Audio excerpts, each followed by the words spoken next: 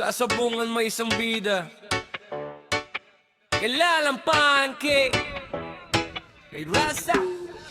Sa sabungan may isang bida, kahit hindi kanya biglang akin yan, pare panalo na. Kahit ang manok, unang kita pa lang, ay nako, nagalagan yan, simula itlog pa yan. Pag may nag-champion na yan na naman, sumasabit sa picture parang tunay na may-ari man. Pag may pumalakpak, agad sumisingit, uy kami yan, kami team dyan, kahit hindi kasali sa split.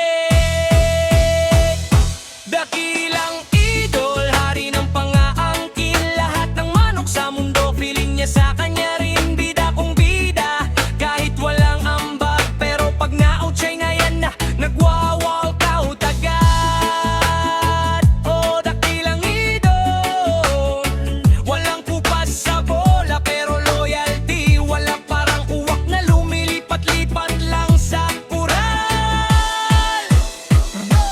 Pag may nagtanong kung saan galing ang winning cock, biglang may kwentong parang teleseryeng may plot twist siya. Ay grabe to, imported, yan ako, breeder dyan nung naipinitingayin, kahit halatang katang-isip lang. Pag may dumating na masikat na tropa, biglang lilipat team, parang hangin lang mawala. Pero pag bagong bida ang nanalo sa laban, biglang iritado, yapang nyuha, ako dapat yan. Dakilang idol, lord ng pa-epal king, kung may camera ayun na nagpo-pose, agagnas na ning gusto lagi lead role, kahit extra lang. At pag hindi napansin, galit agad, parang batang nasugatan. O dakilang pulpol, tunay na alaman, hindi sa sabong, sa pag-angkin ng hindi dapat.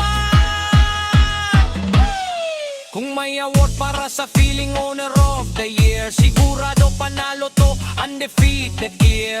Kung sino sikat, doon siya babalandra, pero pag siya hindi napansin,